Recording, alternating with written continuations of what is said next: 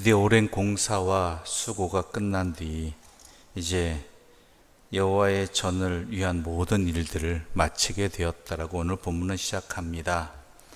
그래서 아버지 다윗이 드린 모든 것과 기구를 가져다가 여호와의 전곡관에 두었다라고 하면서 가장 중요한 하나님의 언약궤를 옮기는 내용이 이 안에 있죠. 언약궤가 하나님의 전에 옮겨지기까지 얼마나 많은 일이 있었을까라는 생각이 들기도 합니다. 이미 다윗 왕은 세상을 떠났지만 다윗 왕이 또한 이 언약궤를 자신의 다윗성으로 옮겨고까지 여러 우여곡절이 있었고, 또한 드디어 솔로몬이 건축한 성전이 완공되어서 하나님의 언약궤를 옮기게 되었죠. 그런데 이 모든 일들이 온 백성이 함께하는 자리였다라는 것이 중요한 것입니다. 모든 백성들이 함께했다라는 것이죠. 그래서 각 지파별로 모인 것도 아니고 또한 반열대로 모인 것도 아니고 모든 레위 지파들과 또한 이스라엘 백성들이 함께 하였는데, 그 자원하는 심령이 어느 정도였는가 이렇게 표현하고 있지요.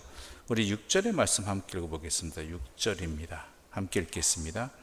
솔로몬 왕과 그 앞에 모인 모든 이스라엘 회중이 그의 앞에서 양과 소로 제사를 드렸으니 그 수가 많아 기록할 수도 없고 셀 수도 없었더라.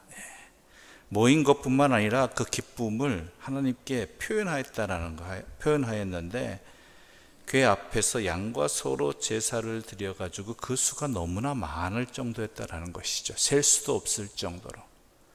그만큼 하나님의 언약궤를 주의 성전에 모시는 일이 온 이스라엘에게, 모든 백성에게 기쁨이고 기대였고 소망이었다라는 것입니다. 그런데 오늘 본문에서 우리가 눈여겨봐야 될 것이 하나 있습니다.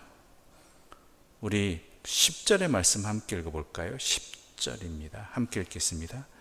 궤 안에는 두 돌판 외에 아무것도 없으니 이것은 이스라엘 자손이 애굽에서 나온 후 여호와께서 그들과 언약을 세우실 때에 모세가 호렙에서 그 안에 넣은 것이더라. 아멘. 언약궤 안에 존재하는 것이 무엇이 존재했는가? 두 돌판 외, 즉 하나님의 말씀이 기록되어진 돌판 외에는 아무것도 없었다라고 되어 있습니다.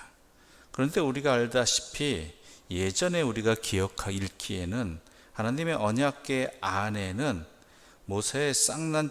아론의 쌍난 지팡이하고 만나가 들어있던 것으로 기억을 합니다. 원래 그것도 함께 있었죠. 그렇다면 이것이 상실되었느냐? 그건 잘 모르겠습니다. 그 나무가 수명이 다 돼서 이미 죽은 나무에서 썩어버렸는지 또 만나가 상해서 버렸는지 어쩐지는 모르겠지만, 그것보다 여기는 상징적인 의미가 있지요. 만나나 아론의 쌍난 지팡이나 그 모든 것들은 사라져버렸지만 유일하게 남아있는 것은 오직 여호와의 말씀이 새겨진 그 두 돌판뿐이라는 것은 진정으로 영원한 것이 무엇인가를 우리에게 말씀해주고 있는 것이란 이야기입니다. 우리는 많은 것들을 붙들고 삽니다. 많은 것들을 의지하고 삽니다. 그리고 있어야 될 것들이 참 많습니다. 그래서 조금이라도 부족하거나 아니면 없어진다면 내 인생이 끝난 것처럼 여길 때가 많이 있다라는 것이죠. 그러나 우리가 분명히 알아야 될 것은 영원한 것은 오직 하나, 또한 영원히 붙들어야 될 것도 오직 하나, 바로 그것은 하나님 말씀뿐이라는 것을 오늘 본문은 언약궤의 두 돌판 외에는 아무것도 없다라는 것을 통해서 우리에게 말해주고 있는 것이죠. 아마 언약궤를 옮길 때 이스라엘 백성들에게도 이것이 큰 은혜로 다가왔을 것입니다. 분명히 그들도 알고 있을 것입니다. 그 언약궤 안에는 만나와 또한 아론의 쌍난 지팡이가 있었고, 그것들이 의미하는 바가 무엇인지, 그들이 광야 생활 동안 그들의 삶을 지켜주고 또한 함께 하신, 또한 하나님의 권위를 나타내신 기적의 상징이지 않습니까?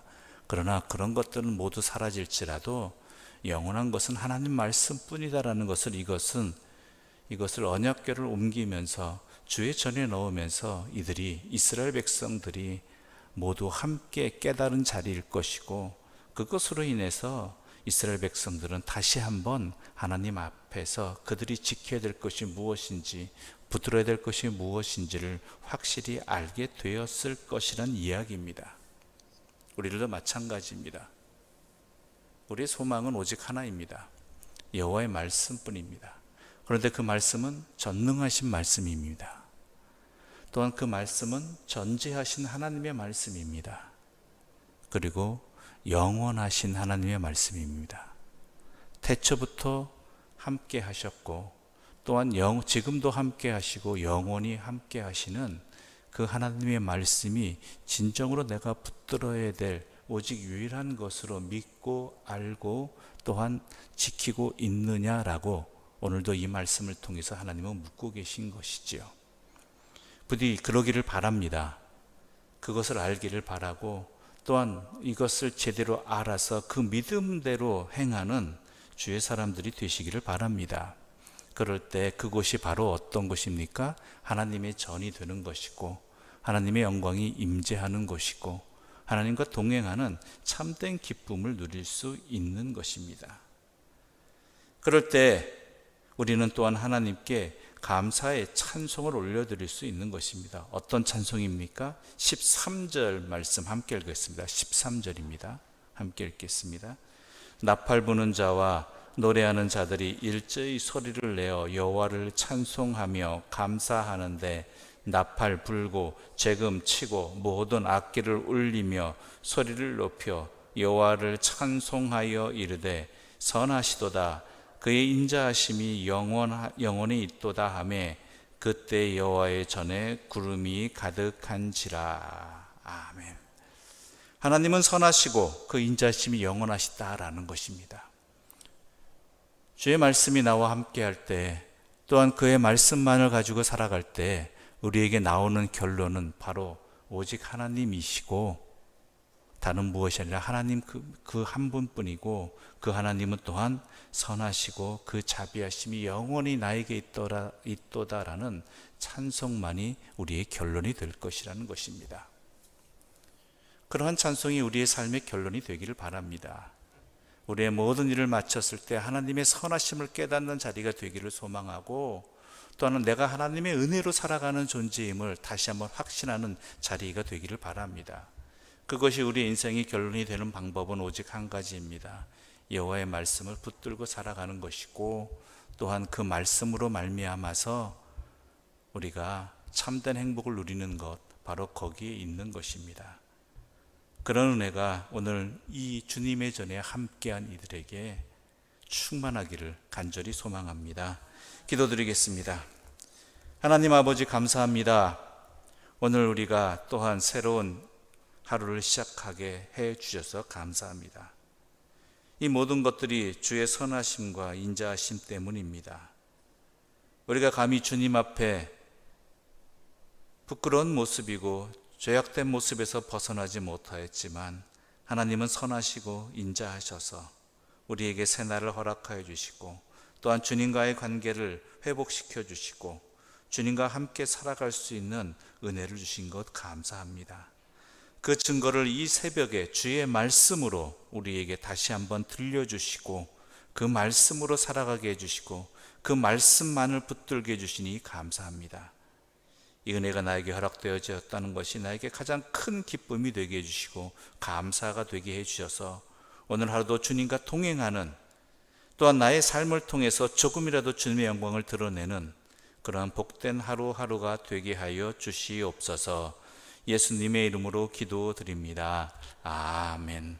하늘에 계신 우리 아버지, 아버지의 이름을 거룩하게 하시며 아버지의 나라가 오게 하시며 아버지의 뜻이 하늘에서와 같이 땅에서도 이루어지게 하소서. 오늘 우리에게 일용할 양식을 주시고 우리가 우리에게 잘못한 사람을 용서하여 준 것 같이 우리 죄를 용서하여 주시고 우리를 시험에 빠지지 않게 하시고 악에서 구하소서. 나라와 권능과 영광이 영원히 아버지의 것입니다. 아멘.